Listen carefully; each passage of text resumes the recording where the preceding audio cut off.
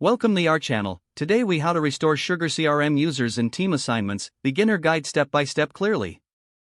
To restore SugarCRM users and team assignments, begin by logging into your SugarCRM account. Navigate to the administration panel by clicking on the gear icon in the upper right corner. Select the users option from the drop-down menu. Locate the user account you want to restore. You can use the search function to make this easier.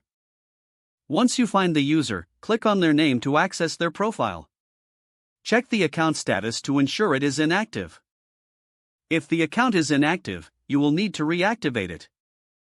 Find the option labeled status and change it from inactive to active. Next, scroll down to the team assignments section of the user profile. Here, you can reassign teams if necessary. Click on the Edit button next to the Teams section.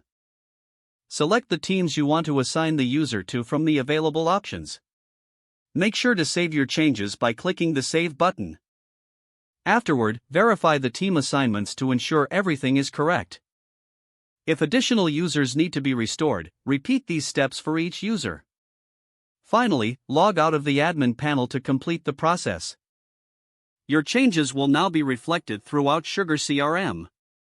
If the page does not load, refresh the browser or try again in a private or incognito window. Make sure you are using the correct email address, then retype it carefully to avoid small typos. If your password is not accepted, use the reset option and create a new strong password you can remember. Check your spam folder for verification or security emails, then complete any requested confirmation steps. Enable two-factor authentication if available to improve account security and reduce unauthorized access risk. After signing in, review your profile details so your contact information and settings are accurate and current. If you see an error message, note it down and try again after restarting your device and internet connection. Log out when you finish, especially on shared devices, to keep your account and payment information secure. If the page does not load, refresh the browser or try again in a private or incognito window. Make sure you are using the correct email address, then retype it carefully to avoid small typos.